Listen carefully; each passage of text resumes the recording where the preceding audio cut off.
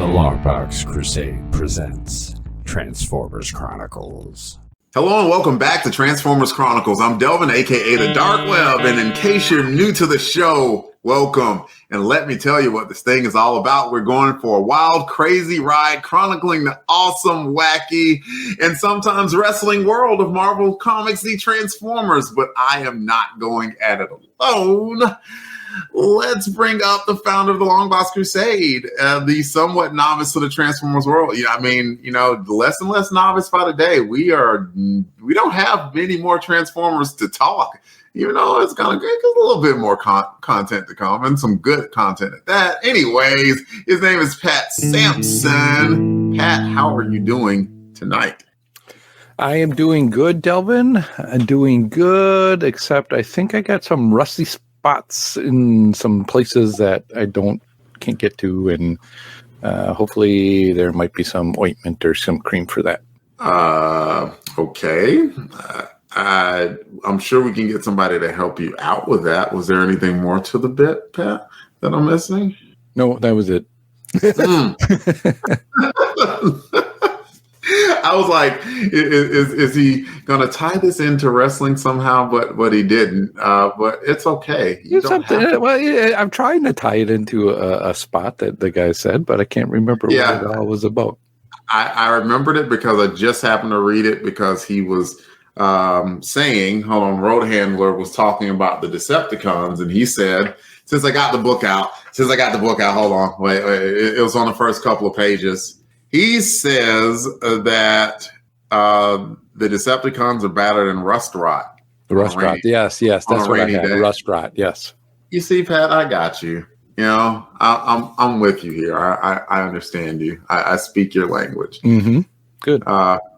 Part Klingon and part come down on them. You stay on. Next up, we brought him back, y'all. Like, one, because we love his face so much, but also because we were talking MICROMASTERs, and so why not bring back the Micro is master of them all? No, that's not a good lead-in at all. I'm going to work on that. Since I got some boilerplate here, we read this last time, but maybe you didn't listen to last episode, but you should have. You can go back and listen to it, but I'll introduce him the way I did last time. He and Lane from episode 53 host the Ninjas and Bots podcast, talking about the Transformers comics from IDW and the Teenage Mutant Ninja Turtles. All of his stuff you can find that he's ever podcasted about on the Jon Reads Comics podcast feed. Returning back to the show, ladies, gentlemen, is John Wilson. How are you doing, John? Not bad for a human. See, I got that one like right away. Page one material right there, Pat. Yeah. That's from page one, not that it earns page one. Absolutely. I am glad though. I mean, like, you guys with the niche jokes mean that you did some deep diving into, like, the rich tapestry that was Transformers 55. So I guess we should get into it, right? Unless anyone else has any comments or questions, now's your time. Ooh. Which issue are we covering today? We'll get to it. It's in the script. Don't worry. I got your back on that. Don't worry. The purpose of this podcast will be tackling all of Marvel's Transformers comics in order, starting with issue 1 and working our way to the series end at issue 80.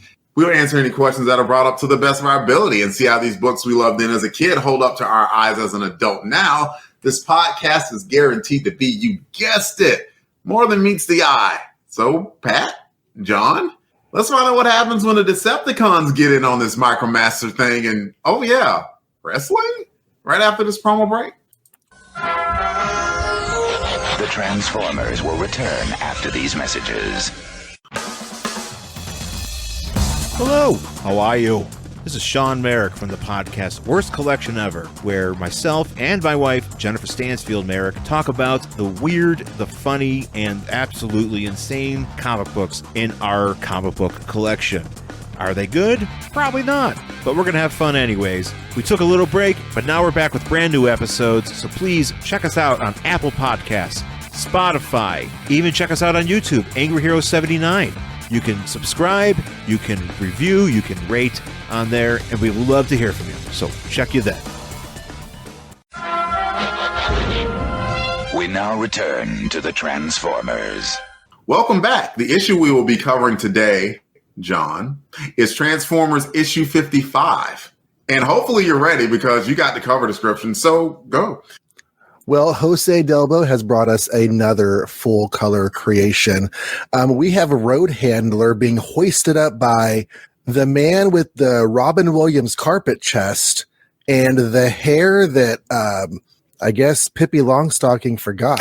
I don't know exactly what's going on with that, but he's got quite the long wig coming out of that noggin. He has hoisted a road handler up over his head, ready for a body slam. Oh, and he's wearing Lex Luthor's bottom half of his action war suit. That's pretty great. This is a wrestling ring. If you were expecting to see Peter Parker taking down Crusher Hogan, you might be mistaken, although that might have happened last week. Anyways, it says it's man versus machine in a duel to the death, plus introducing the Decepticon MICROMASTERS. So what do we think of this cover, y'all? And then John provides the transition that I normally provide. Don't take my job, John. This isn't your show. Calm down. I'm sorry. I hope I got that all right, road handler. I think it was right. And if anything, like the guy looks to me on the cover like Carrot Top does, like right now.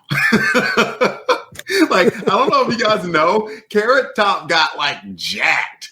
Like, he went from being like the scrawny dude to like ridiculously jacked. Like, he found the gym and some protein and possibly some gym supplements, we should say. And so, like, yeah, he's all freaking beefcake now, unless that's changed. I haven't seen him in a little bit, but last time I saw him, he was jacked. So this dude, Carrot Top. I do like the Lex Luthor bottom, though.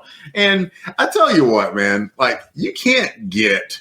Like, this is like either you would like looking back, you're gonna love this or you're gonna hate it. You're just gonna think, oh my god, it's accordion. I look back at it, and this is a memorable cover to me. Like, I don't know whether it's wall worthy. Like, I would put it on the wall, but I would not be mad if I happened to travel back in time because Jose Delbo recently passed. God rest his soul.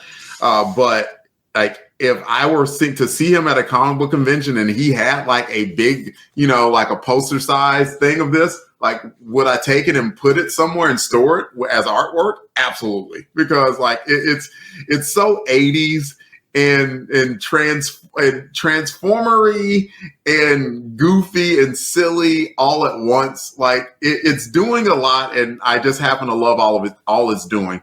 And I like Road Handler's look, by the way. Like, his colors make him, it pops to me, and it makes him look like somebody that like is a marketable enough toy to showcase on a cover.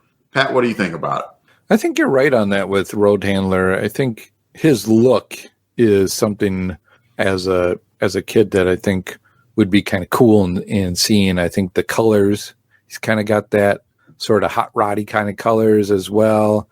And he's got that crown on his head that when I first saw that crown, I'm like, is that Starscream's crown? But is it a different one? But I think that's just how his head is, right? He's just got that kind of a head on him. So I think that's what kind of makes him stand out a little bit more. When I looked at it, I didn't know who it was until I read it again, just because, these guys come and they go and they come and they go, that I didn't remember his name was Road Handler until I started reading it again. And then I'm like, oh, okay, it's that guy.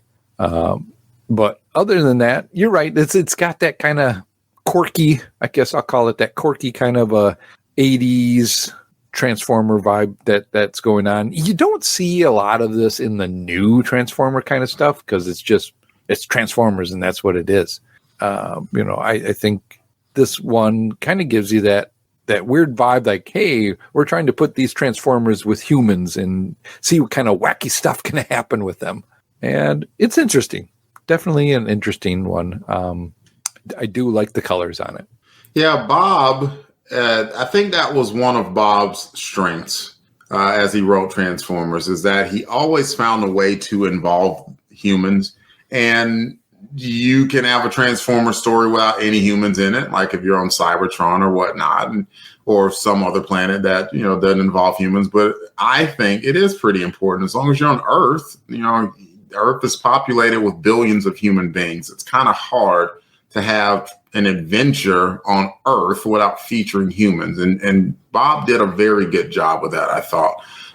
And as we say in our tagline, it's wacky sometimes, corny sometimes, but sometimes it's been kind of heart-warming as well. So, and this is just yet another one of those times where the Transformers got to interact with humans. John, you described the cover, but you didn't really tell us what you thought about it. Well, before I get into my thoughts, I did want to just say one thing about what, y'all two were saying, because, this is, as we're going to probably talk about later in the episode, this is kind of the end of an era. And I don't think we will again have a phase, at least on the U.S. publishing side, where awesome, wacky, and sometimes corny is an intentional tone for the Transformers comic book series. It's going to start, veering off in a new direction coming in the next few issues. And after that, Transformers comics tend to take themselves more or less seriously in their storytelling. And I don't know that I necessarily need it to be like this, but I appreciate it that it was like this. So as for my thoughts on the cover, I really like it, which is kind of weird because it is corny. It is wacky. It is Road Handler being hoisted up by Carrot Top Lex Luthor's love child. It's, Road Handler is, what's that? Oh, I was going to say, you're right. When you say that, it reminds me, as we were talking off the recording Microphone, we were talking about, the Superman era. This reminds me of when Lex redid himself with that more beefy younger Lex with the red hair, and it was just that 90s. And then he went back in the early 80s and grabbed those pants and put them on. Yeah. So Road Handler is a MicroMaster, which we talked last episode. They're essentially the same level of Transformer as the mini bots from the first wave of G1. These are GoBot level transformations. He has the back half of his car are his legs. He shouldn't look as good as he does, but they do a really great job with his design, more so than with some of the other MicroMasters. As we go through this issue, some of the other MicroMasters are a lot more like walking bricks. But Road Handler looks pretty dang fantastic, and on the cover and on the internals. So having him hoisted up like this is a pretty fun cover, and it does definitely make me want to read it and make me want to find out what Transformers are doing today. And so, rather enjoy it. Well, we're going to find out what the Transformers are doing in a second, but we got to rate the thing first here on Transformers Chronicles. We do that on a scale of 1 to 10, like the tech specs of old, 1 being the lowest, 10 being the highest. Pat being up first to tell us what he would rate this cover. Well, I'm going to give this a 7. I think solid coloring, solid artwork. It is a 7 for me. Simple enough. What about you, John? I'm actually tempted to give this an 8. It is not, storytelling epicness. It is not emotionally engaging, but it is really well done, and it makes me curious. Makes me laugh a little bit. So I think I'm going to go with a 7 just because of a little bit of a cheeseball factor for it. But I really enjoy the cover. And so I'm not afraid to bump it up to an 8. And the reason why is, one, Jose Delbo and Danny Bulanade, once again, they put out fantastic artwork. And 2, the cover pops. It really does. Like, this is something that would stand out on a newsstand. It really would. And I just like all of what it encapsulates as far as Transformers of where, and not only just that, but growing up, everyone knew about pro wrestling. I don't know. I would have to just speak to the average kid now. I mean, wrestling is very popular. I watch WWE wrestling myself, but I don't know how much the average kid does. I could tell you pretty much every kid knew about wrestling growing up. And so this kind of threw that in there too, like another fun thing a kid might do. This might be something a kid could pick up, and just felt like a good launching point. I'll back that up. 1989, when I was 10, living in rural Texas, wrestling was a huge deal. Oh, yeah. So you're in Texas. I was in Alabama. Pat was in Wisconsin. Did y'all watch wrestling? And was that a big back then? Wrestling was a thing. So I mean, we've covered southwest-ish. We've covered the South, and we've covered Midwest. So I mean, that's a good chunk of the United States represented here on the podcast. And yeah, I like all that it encapsulated. It came across as very fun to me, and it was very well drawn at that. So I give it an 8. We will now move to Pat, and he'll give us the credits for this issue. Well, Delvin, I'm glad you asked. We will be covering Transformers issue number 55. Its on-sale date was April 25th, 1989. A number, another summer. Cover date was just August 1989. Get down with the funky drummer. Cover price is $1. Story and layouts for the first half of the book were Bob Budiansky. Finishing pencils and layouts for the second half of the book go to Jim Fern. Inks, Mike Gustovic. And colors is Nelson Yamtov. Letters go to Jim Massara. Editor is Don Daly. Cover credits is Jose Delbo and Danny Bulinati. This is all thanks to Mike's Amazing World and tfwiki.net. Back to you, Delvin. Gave you a whole paragraph to read, didn't I, Pat? That was a whole lot. All right. It is a world transformed, where things are not what they seem. It is the world of the Transformers. Transformers, more than meets the eye. Autobots wage their battle to destroy the evil forces of the Decepticons. Transformers. The Transformers from Marvel Comics. The title of this issue is The Interplanetary Wrestling Championship. It looks like the Autobot MicroMasters, particularly Road Handler, are hit in New York City. He's booked on Cecilia Santiago's show, but he's booked with a wrestler, Jake the Jackhammer Jackson, who challenges Road Handler to a wrestling match. Road Handler, not understanding that Jackhammer was shooting a promo, shows up to Jake's gym expecting a fight, but he quickly gets the gist that professional wrestling is a work in progress, and so Jake and Road Handler put on quite a show, and Road Handler becomes the new interplanetary wrestling champion. This is already my favorite promo of all time. But in the audience, besides Road Handler's Robomaniacs, because of course they're called Robomaniacs, I bet the whole reason they used Road Handler was because of the alliteration of saying that. I digress.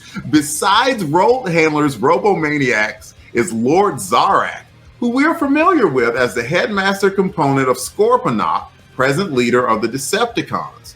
Zarak's setup is to get his own crew of MicroMasters, and one of them, Stormcloud, challenges Roadmaster for his title. But Decepticons cheat, so to make sure Stormcloud wins the fight, the other Decepticon MicroMasters make a play to kidnap the Robomaniacs. Oh no! Thankfully, Cecilia smelled a rat and put the Autobot MicroMasters on the case. With the Robomaniacs safe and secure in the stands to watch the conclusion of the fight, Road Handler uses his smarts to win the match and retain his title.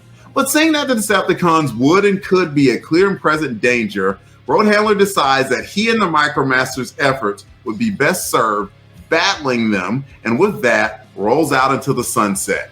Oh yeah. So let's talk about the book. On Transformers Chronicles, we take turns bringing up something from the book, starting with but not limited to goods and bads. Everyone discusses. We'll start with our returning guest, Jon. What do you have to talk about from Transformers 55?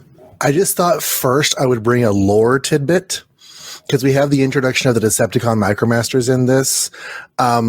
In the UK publishing side where these stories were published and they're like chopped up into pieces over the course of several weeks, and there's also a backup story behind them.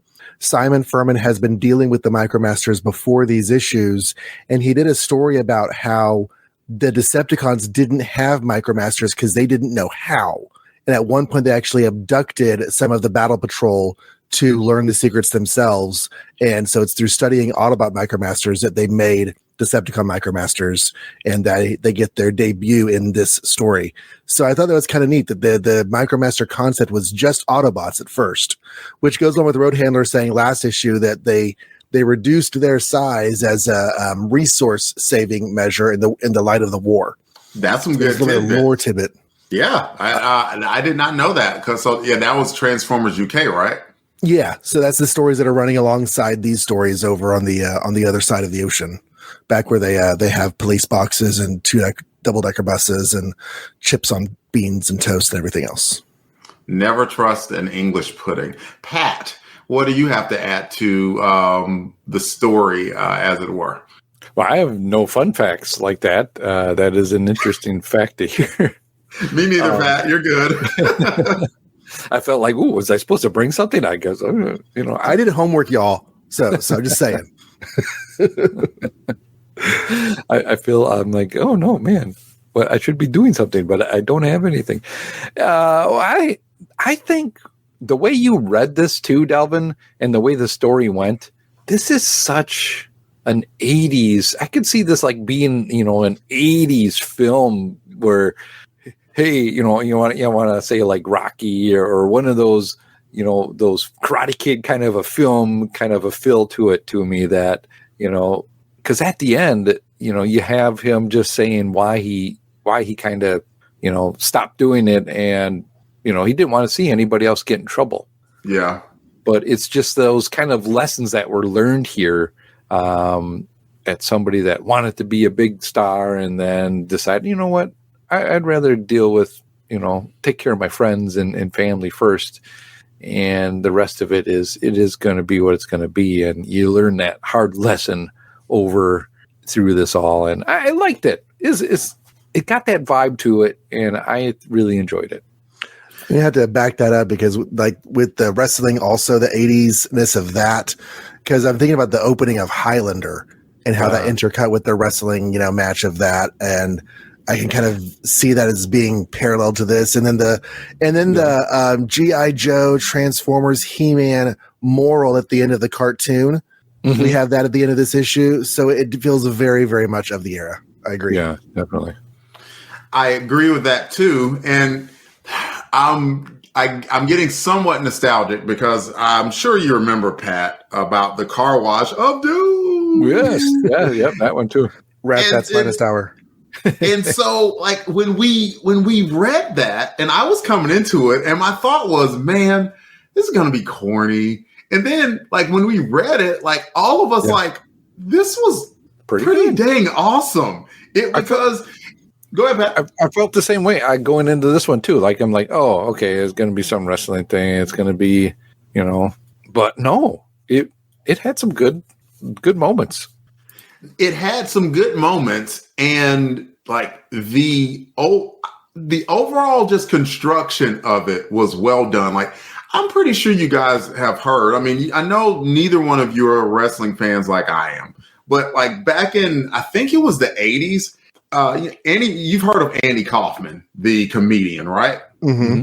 Andy Kaufman, I think they were on the Johnny Carson show, and so was a wrestler at the time, Jerry the King Lawler. And Jerry the King, and so basically Andy Kaufman was ribbing him the entire time, and Jerry freaking hauls off and just smacks the crap out of him. And everyone was like, oh my God.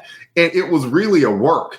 Like years later, they're like, oh yeah, it was a work. Like I knew that Andy Kaufman was going to be baiting me intentionally and I was going to haul off and smack him and it was going to be that is exactly what this dude did. This dude saw Road Handler as an opportunity. He's like, yes, it's freaking robots. I bet I could I could kick his butt. And so, and he shot a promo on like Road Handler. And Road Handler is a robot from another planet. He has no idea what he was doing. He thought he was literally challenging him to a fight.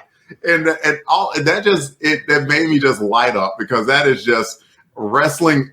It's not even wrestling 101. That's wrestling 099. Like everyone's going to, like, if you don't like this person, you're going to shoot a promo on them. You're going to talk about why you don't like them. And sure enough, Jake was like, and you're just a hunk of junk and I can kick your butt.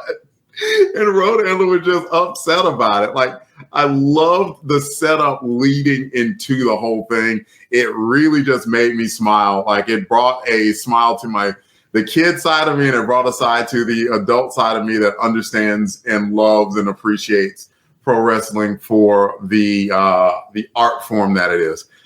We can go back to Jon. Jon, what you got? Something else, besides your wonderful homework that you did for the show? Well, I was just thinking, in the wake of that, y'all thoughts could just give me other thoughts. So, like, I remember that whenever I was a kid, there was a moment where I learned that wrestling was all scripted, that it was basically an action drama, over the period of however long those things lasted. Wait, what is scripted? And we'll talk and later. At the time, that was this huge eye opener. I have since come to learn that concept is now the approach to a lot of sports. That, like, boxing, which used to be you take a dive, you're like a dishonored boxer. Now it's all scripted. It's all fake there too. But if I had been reading this in 1989, I don't know when I learned that. Like, I don't remember how old I was. I think I was younger than 10 because I was 10 in 1989. I think I was younger than that.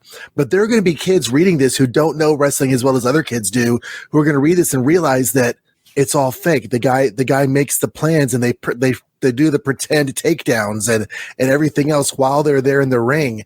And it's really, I don't know, it's just kind of funny. But an actual note on the story that I was going to make is that this guy at the beginning who talks trash to Road Handler and gets him riled up for the sake of the publicity, he disappears from the story. And I find that very humorous, that after they do the one match that gets Road Handler's name on the map, this guy doesn't matter anymore. It's just a Road Handler and CC story from then on. And the guy who is this guy's manager becomes Road Handler's manager. Yes. now what I hope happened, what Jack did, Jackhammer, he protected his own title. He didn't put his title on the line. They made up a brand new title of the whole Interplanetary Championship. So that's the one he lost. So I'm hoping that, like, in Jack's production, that he's still the man and he's still champion, and maybe Casanova, his manager, Casanova has. There's a black manager back in the day called Slick that had to be an absolute play or like calling this dude Casanova. So, like, I'm hoping that Jack was, like, not completely just thrown to the side in the world of the Transformers, just as far as the Interplanetary Championship went. You get what I'm saying? Mm-hmm.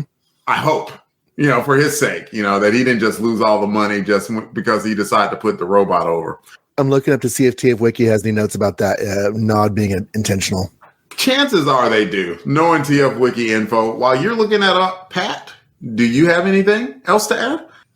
I'll talk about the artwork in here. It was pretty decent throughout it. I guess I didn't really see the separation between the two layouts and the halves.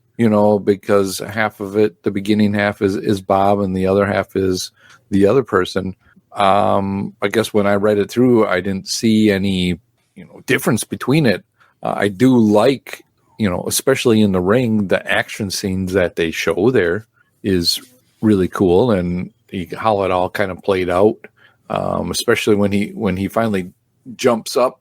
And then he throws him into the crowd a little bit, and then he turns into the car and then kind of zoots back. I'm like, oh, wow, I could see that doing that. That was kind of a neat trick that they did for him to win. I thought was really neat. But yeah, artwork-wise, I thought it was very good throughout it all. Yeah, I'm glad you mentioned that, Pat.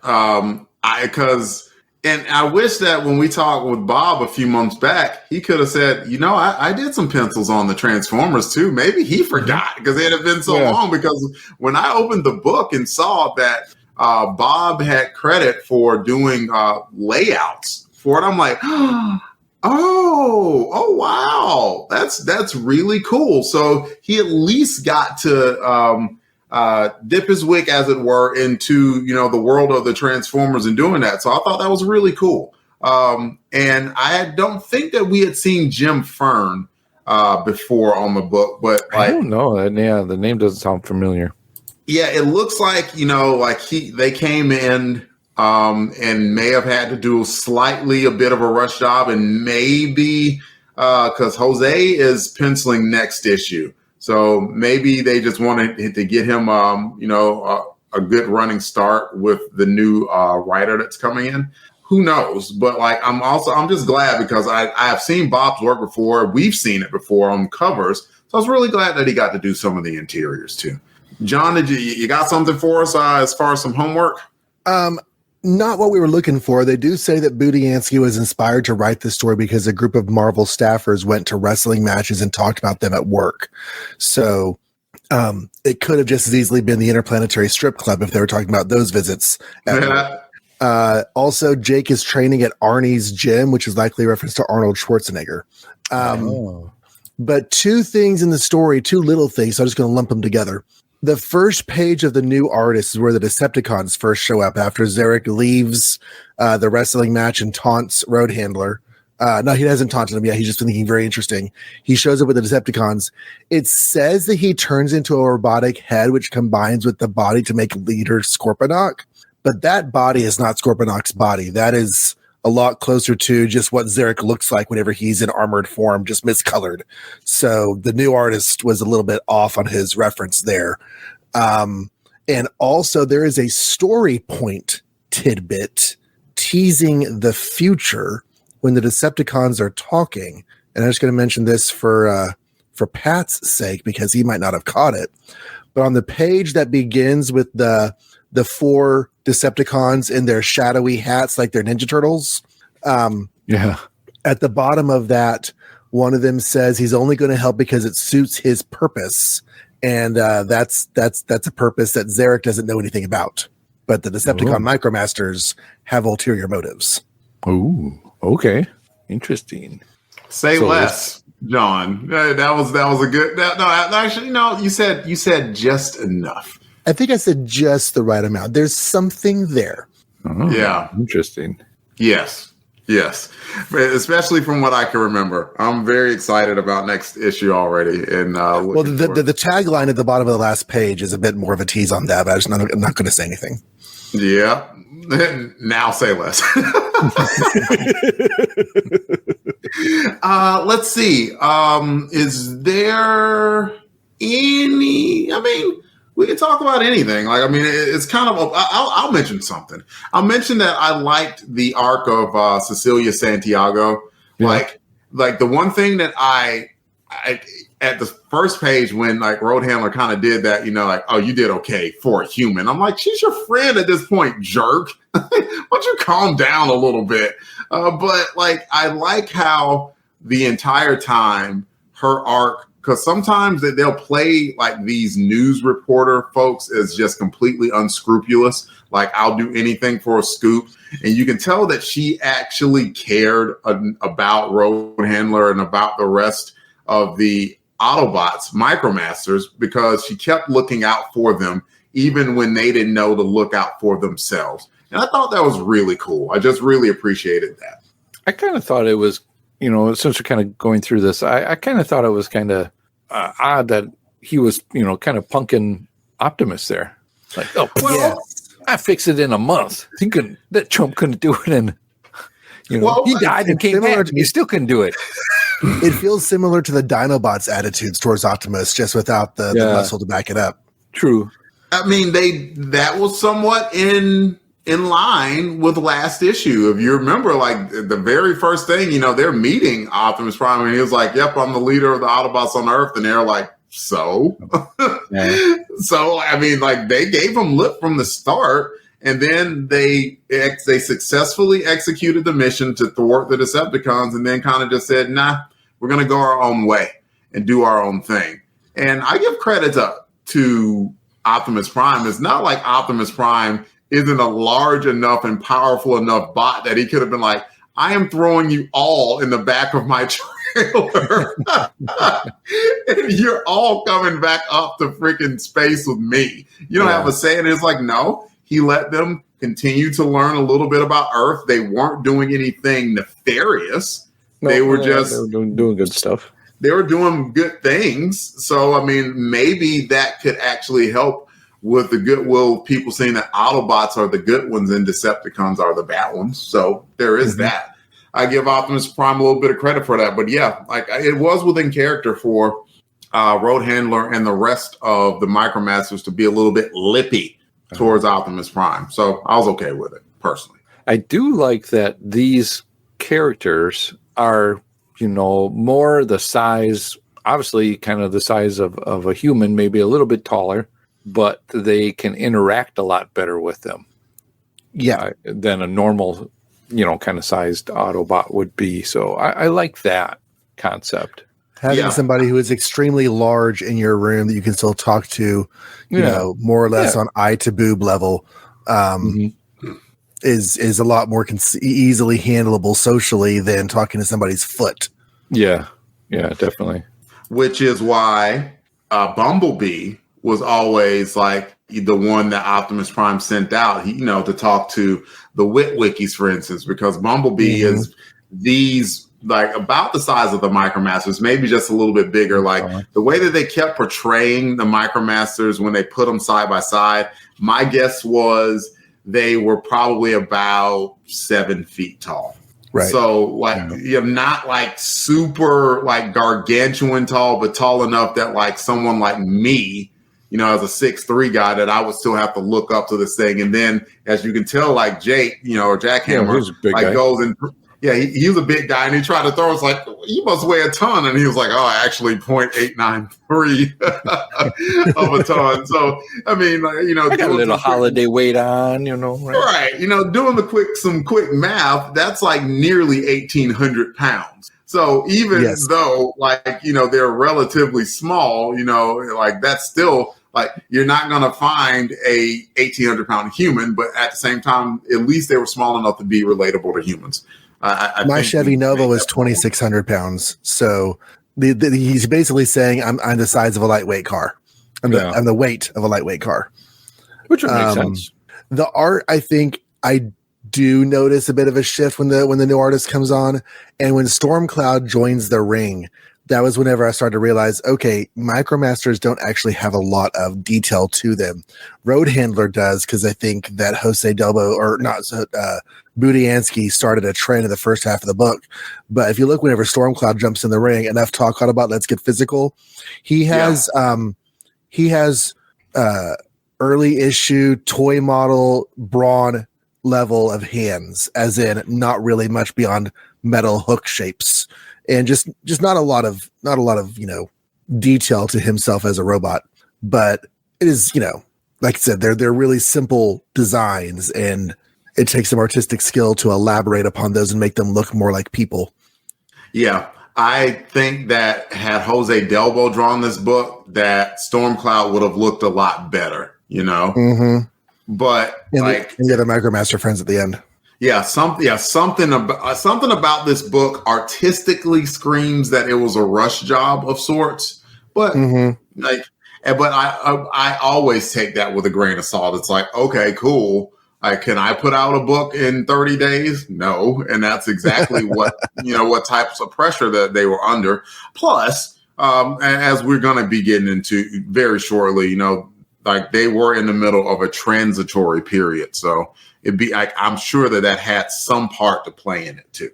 But kudos to them. I mean, because while like there's a little bit of an art slippage, I'd say for the most part, it was still a pretty consistent book. My last note would be that the fake out from Road Handler to sort of put all the humans off of his reputation, and that the kids, buy it and get all sad and choked up. And then 3 panels later, they overhear him saying that not really. It seemed like a little bit of a fast turnaround, but then there's only so many pages in the book, so there's not much you can do about that. I just found it kind of amusing. I was actually okay with it, because I understood why he did what he did, but I liked that the kids at least got to see that there was, he had ulterior motives. And even then, he thought enough of the kids to kind of leave them with a good message of saying, look, don't worry about believing in me. Make sure you believe in yourself. And I'm like, okay, I can dig that. I thought that was a good message. Pat, did you have any No, I thought so too. That would have been my last comment of of what I thought was the interactions of the kids that were his fans. In the beginning, you had the two kids sit down, and he's like, yeah, this robot's got to beat the human, and the other guy's like, I like the human, and they kind of, have that, their friendships, and that they must be really good wrestling buddies. That's all they do is talk about stuff. Yeah. And so, and then they rib each other on it, and then you can see once it's beaten, the other guy kind of concedes and just, okay, yeah, you're right, the guy's good. Now I'm going to be a fan. And then they go start being fans, and they're all into it. And then, he turns around, tells them to get lost, kids, get out of here, just so they can, just so they don't get hurt. And then they come back around, and then he tells them, the real lesson of the book is, stop looking to heroes, be your own hero, and find that in yourself. I thought the setup was well done too, of where, Zarek, kind of, like Rohan looks like, hey, where are my fans? And they're like, huh, your fans are missing, huh? It's like, be ashamed of, like, they just went missing for good. And he's like, unless you just let my guy beat you to a pulp. Yeah. And so, first of all, like, that was good dirty pool by Zarek. That was just like good, classic bad guy there. It's like, I got Zarek now. Yeah, typical Zarek. And so some teamwork got the kids there, but like, I do like that setup. And because of that setup, because, they kind of just mentioned, he's like, well, what am I think it's something to the effect of, is like, well, what he said, what if I don't do what you say? It's like, well, maybe we'll just keep showing back up then, and we'll endanger more people. Mm-hmm. Just like, because we don't like you so much, we'll like, and you're an Autobot, we'll continue to come and endanger this venue and a whole bunch of humans if you continue to do this. And as soon as Road Handler saw that, it's like, okay, gig's up, I can't do this anymore. So yeah. I got it.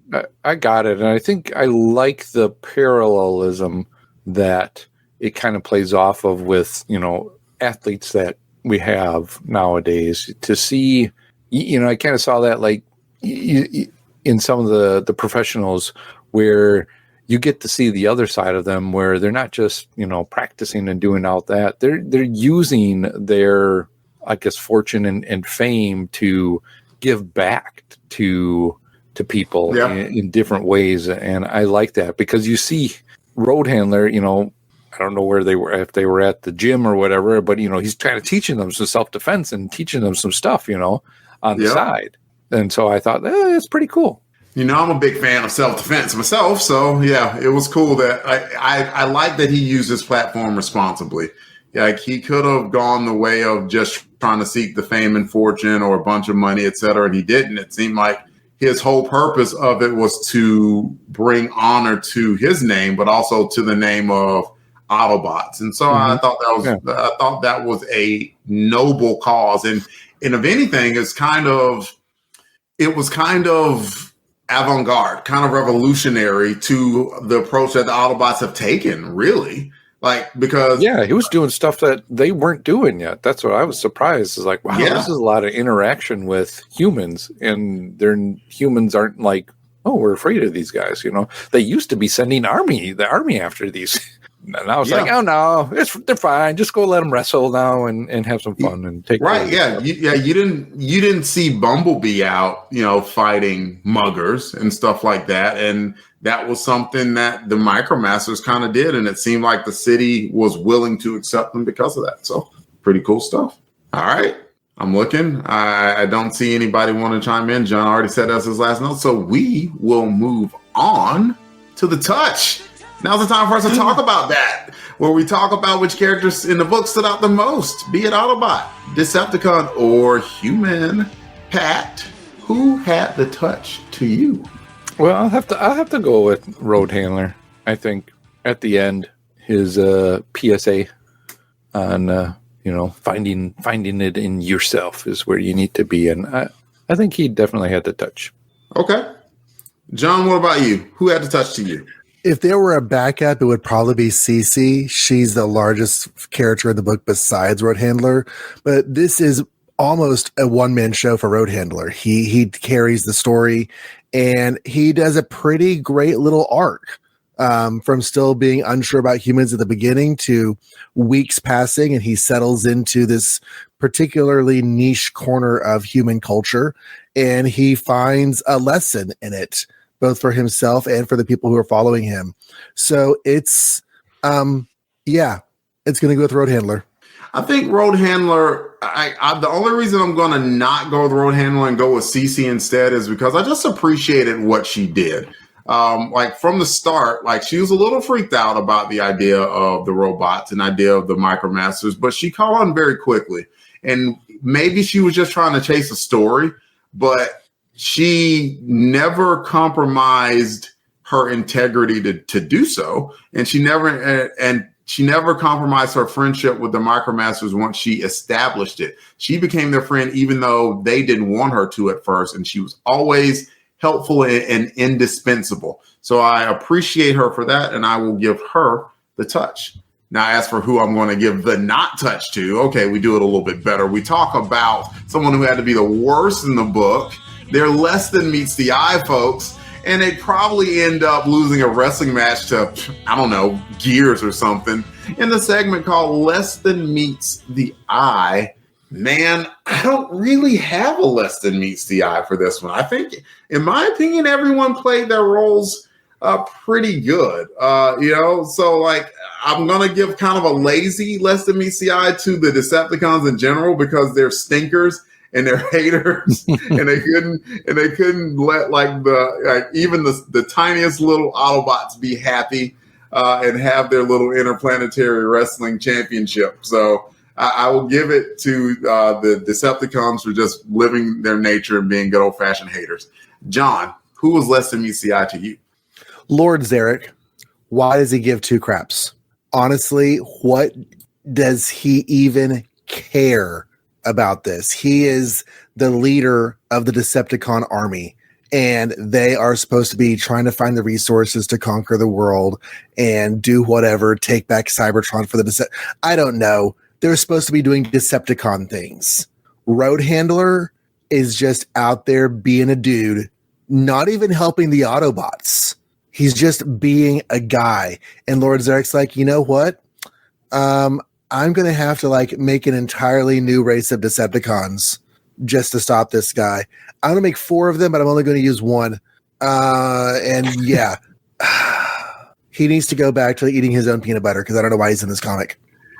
My only defense to that is these MicroMasters were a pain in his butt. They did cost him his big, he was doing the typical Decepticon thing, right? It's like, I am going to take all of this, I'm going to generate these storms. I'm going to get this thing that funnels all of the energy from the storms and is going to throw it to this Fram stabulator and presto changeo, energon cubes, we're going to take over the planet. And the MicroMasters got in the way of that. So maybe he just happened to see, he was just bored and just happened to see him on TV. It was like, I'm going to scout them and I'm going to find a way to hate on these SOBs for interfering with my operation. How's that for a defense? I guess a whole big old revenge plan for you took my energy, so I'm going to take your wrestling career. I don't know. Yeah. Seems like a weird response, but it definitely sounds like a wrestling story, though. If WWE involved Transformers, you can't tell me that wouldn't be a wrestling story. It's like, you interfere with my iguanas, I'm taking your title. Pat, who was less than meets the eye to you?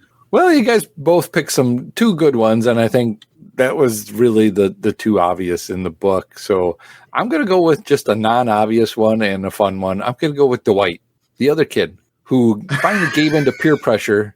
And, he should have just stuck to his guns. I like the humans, and I think they're good. And just because he got beat by a robot doesn't mean the human can't come back and beat the robot again.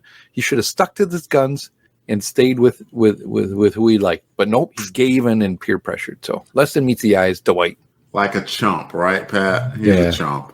He could have been 2 cool guys. He chose to be a chump. Yeah. I got you. Shame. Could have been a contender. Yeah. It could have been a contender. All right. We have talked less than meets the eye. We have talked we have talked the touch. We've talked about the book. So I guess that just leaves rating the book 1 to 10. That's how we do.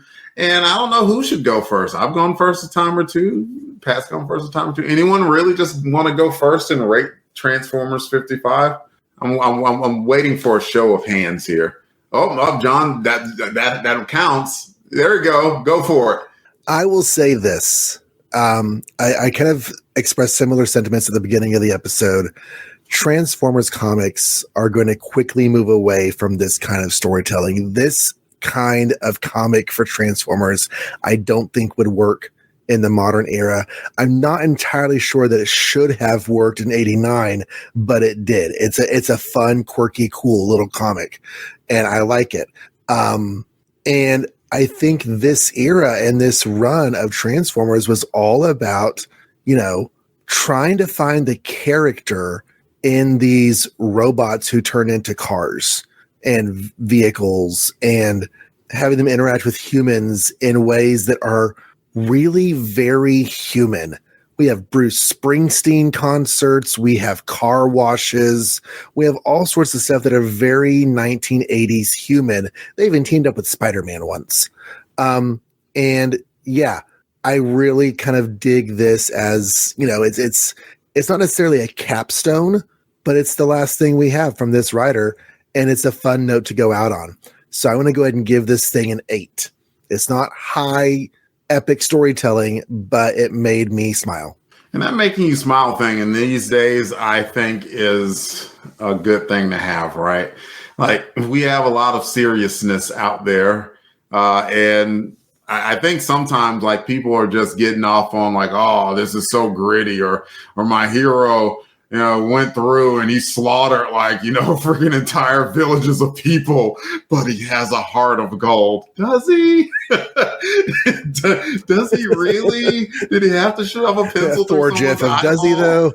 Right. Like, so it's like, sometimes it is good to just have that nice light story. I low-key loved, no, I high-key loved it. It made me smile, and it made me smile for all of the reasons that reading a book from your childhood should make you smile. It was a little bit corny. Like, at its core, like, Bob was tasked with selling these new toys to MicroMasters, but he did so in just about the funniest, silliest way possible. But the meat of the story was actually good too. And that was something that Bob did all of the dang time. Like, I don't know whether or not it brought that man to his wit's end or not, because I know he said that, like, by the time he got off the book, he was ready to, pass it on to someone else. But man, this book just in a way encapsulates everything. Like, nobody died in this book. It wasn't like, this huge grand thing, but it was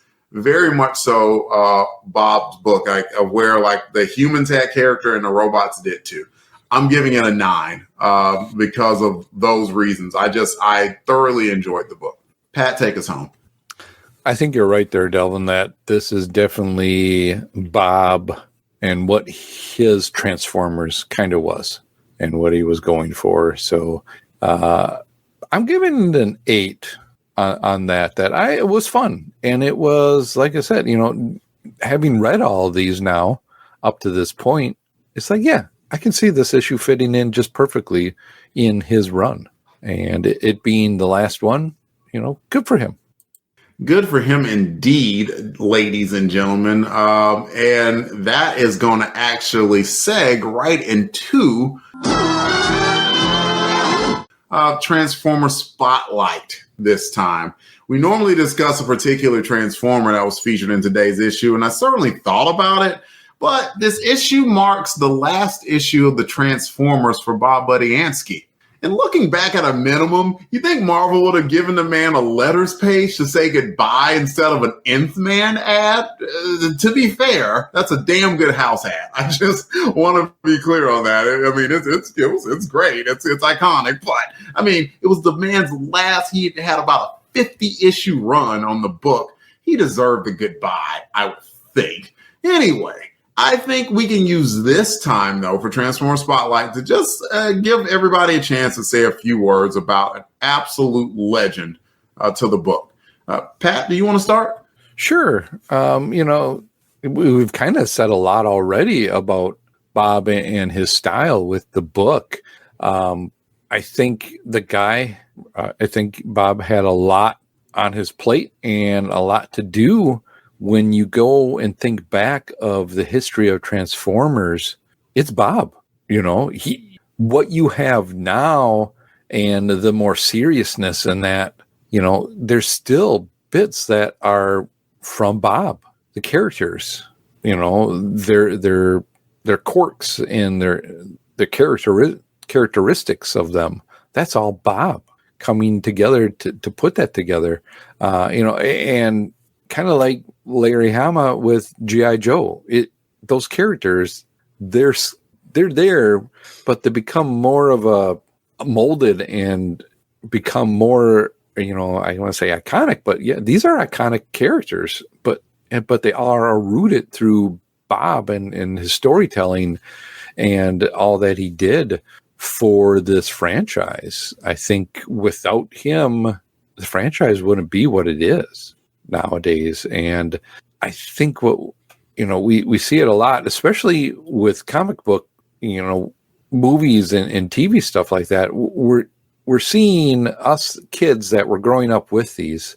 Now we're adults and we have jobs to either support other people of our age groups to make these movies that we enjoyed as a kid. And you have, them out there doing it all because of the foundations that were made. Thanks for that, Pat. Jon, you are a guest, but you have every right to talk and say your words about the man. You do a podcast about him or about Transformers yourself. So you definitely have earned the right to speak on this subject. I think it's important that fans new and old understand that Bob Budiansky is to the Transformers what Steve Ditko and Stan Lee are to Spider-Man. Yeah. That without him, it wouldn't be a franchise, or at least at the very least, it would not be the franchise as we know it. He wrote 55 issues. He didn't write the first 4, but he did write the 4 Headmasters issues. So he wrote 55 issues of Transformers, and that is a run unlike anything else he did in his career. He named and gave character personalities to the vast majority of the 1980s character line.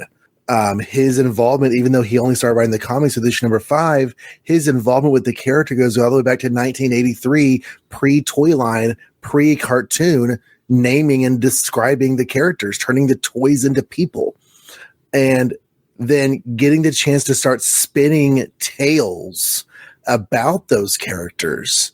And that effort grew into 4.5 years of writing for this comic book. I'm looking at it now. It's like right at 4 years, because 5 came out in March of 85 and we're in April of 89. So right at 4 years writing for this comic, 55 issues. It's freaking amazing. And yes, we often think about Simon Furman as the big Transformers writer, but I think it's very important to remember that Simon Furman wrote in between the Budiansky stories. And sure, people tended to eat his up more, but Budiansky was laying the foundation. Simon Furman was building on that and dancing between raindrops, and took up the mantle that Budiansky left behind. So while Furman definitely deserves his props, I think Budiansky's name needs to be elevated more in the Transformers fandom awareness. Because I'll be honest, before a relatively small number of years ago, like fewer than 10 years ago, I had zero clue what a Bob Budiansky is. And I've known Transformers since I was 5. Mm-hmm. So I love the run, love what he did. I love that I get to enjoy the IDW comics now and the Image Skybound comics now because of his efforts. Well said, Jon. Fantastically said. Have no idea not like we're in competition with each other. So I don't know if I'm going to be able to top the wisdom of those words or not. So maybe I can make an emotional appeal at least. You're right. Can you imagine just given the responsibility of literal lifeless toys. We have these toys. We want to just hawk these toys to American kids.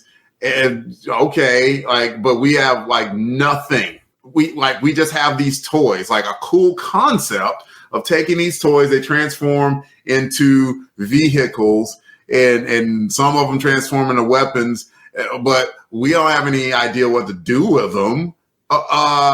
Bob, go. And this guy sat down and came up with 2 warring factions and a 4 million years war, and came up with the characters of Megatron and Optimus Prime. And I'm sure, at the time, maybe the man was just doing a job, right? But at some point, I would hope that he would just kind of stop and just realize what all that he created. He had one light, he started shining that light, and everyone else just started picking it up and became motivated with it. And man, I think that's what any creator would want to do.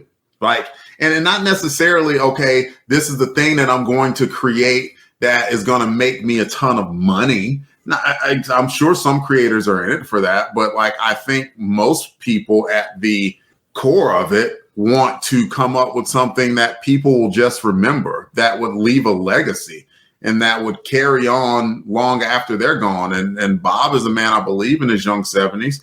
And I hope that he lives another 30, 40 years. I don't know how long he's going to be around, but usually when people get to about 70, they have more years behind them than they do ahead of them. I hope that he knows that he's left a legacy.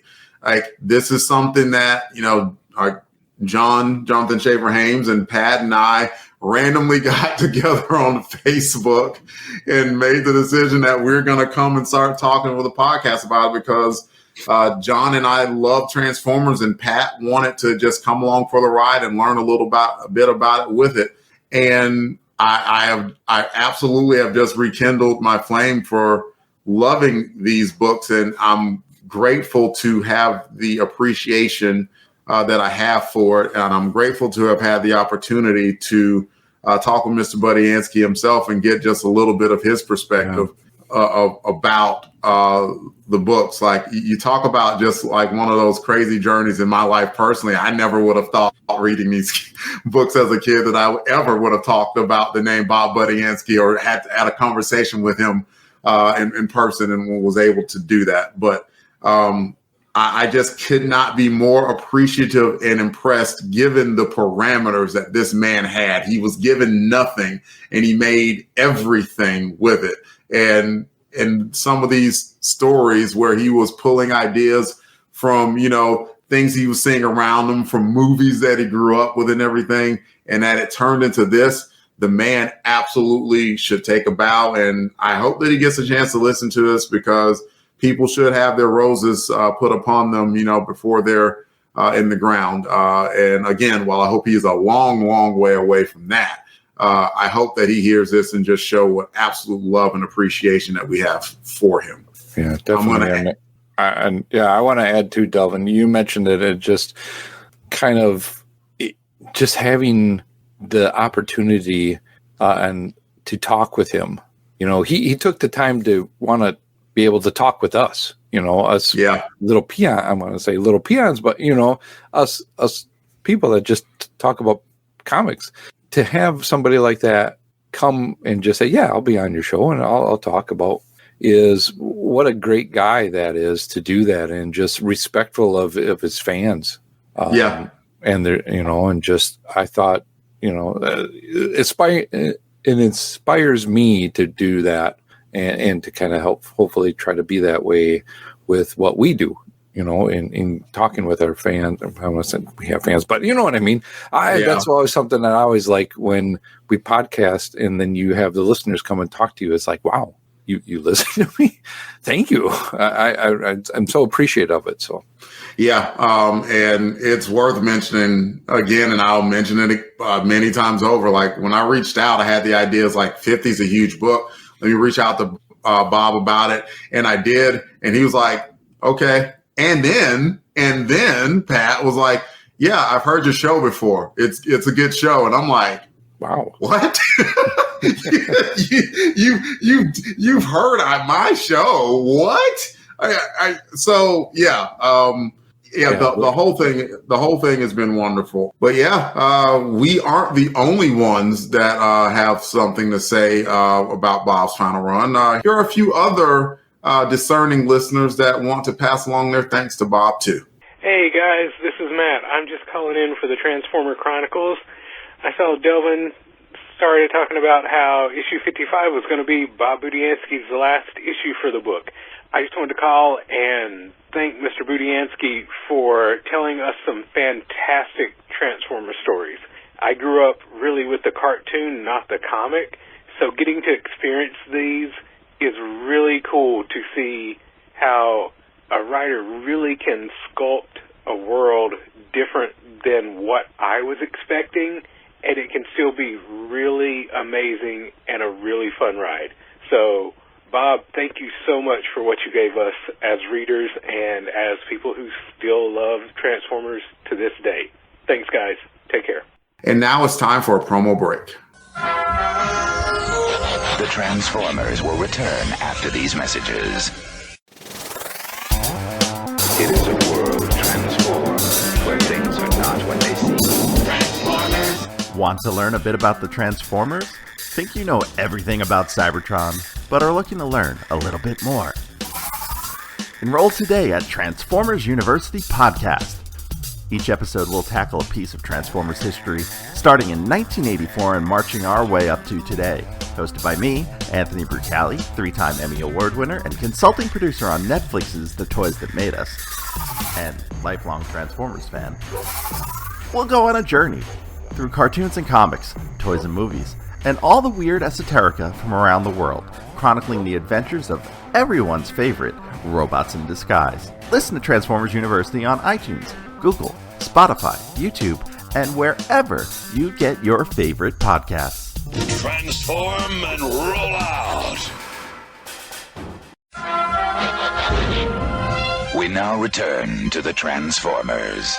Now it's time for Transmissions, where we heap praise upon the audience for listening to us. We are going to be talking about Transformers Chronicles, episode 52, where we discuss Transformers issue 52.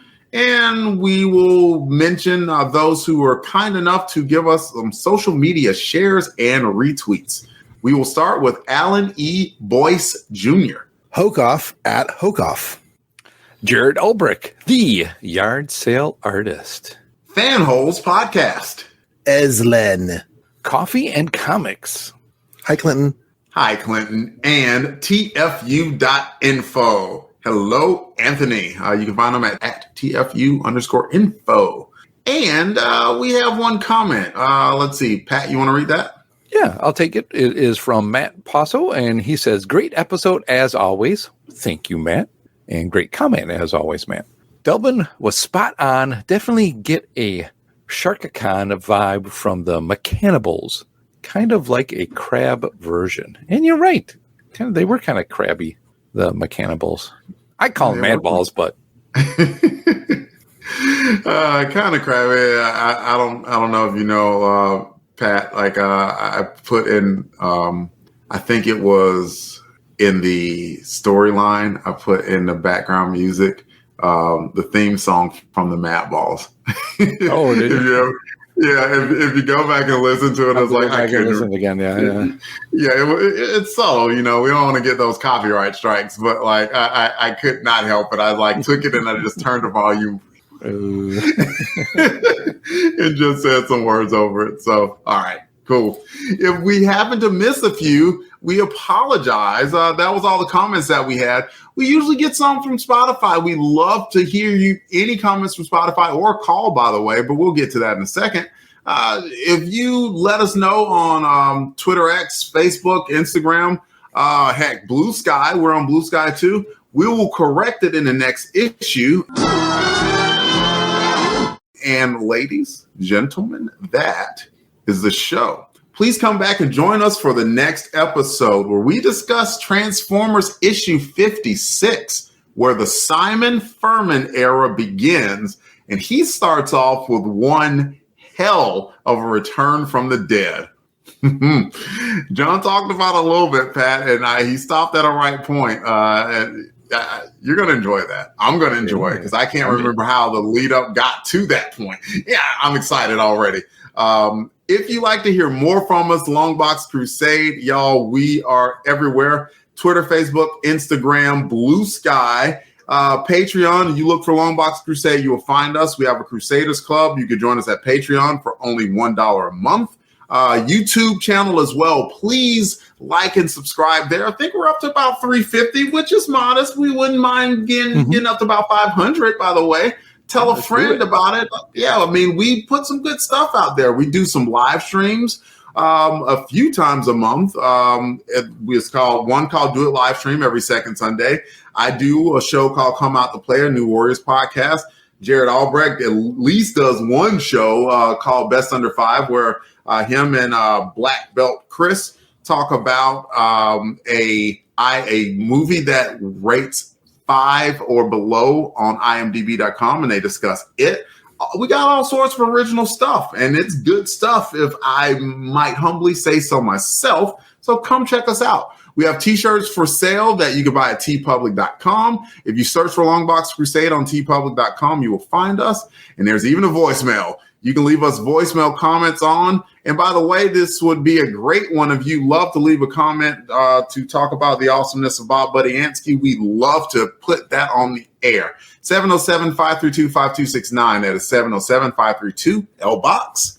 Pick up the phone. Thank you, Pat. Pick up the phone, and you can even contact us email style at contact@longboxcrusade.com.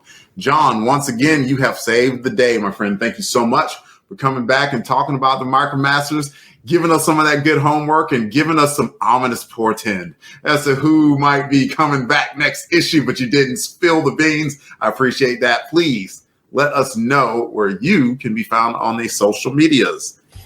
I'm on both the former Bird and the Blue Skies as Jon Reads Comics with no H. I'm on Threads, but it's like my whole name. I'm trying to get that changed over. JonReadsComics.com and the Jon Reads Comics podcast feed are the home of all of my shows. This is coming out after the new year, so a new thing I am launching called the Spider Diaries has just started dropping episodes. That is going to be a one-man audio dramatization adapting the early adventures of the Amazing Spider-Man, who is one of my all-time favorite characters. So hopefully you will enjoy listening to that if you are a Spider-Man fan. Also got shows over there like Babylon 5 30 Years Later, looking at that show with Blaine Dowler. Lane and I do Ninjas and Bots, talking about later comics featuring the Transformers as well as the Teenage Mutant Ninja Turtles. We alternate weeks talking about those. Is there anything else I do over there right now? All of my old stuff is there. So if you've ever heard me do anything like Amazing Spider-Man Classics or anything like that, that's all over there. And yeah, I think that's everything as of now. Jon Reads Comics. Go check it out.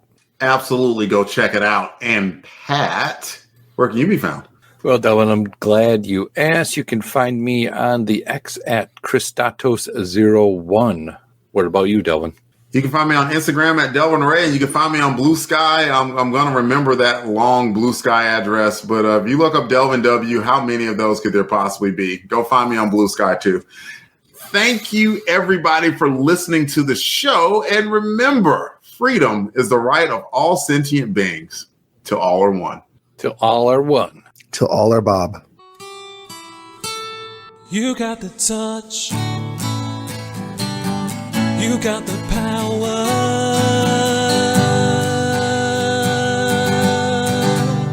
Yeah. All songs, song clips, and characters discussed are copyright of their respective copyright holders, and no infringement is intended, and it is for entertainment purposes only. We are just fans that like to share our love of comics.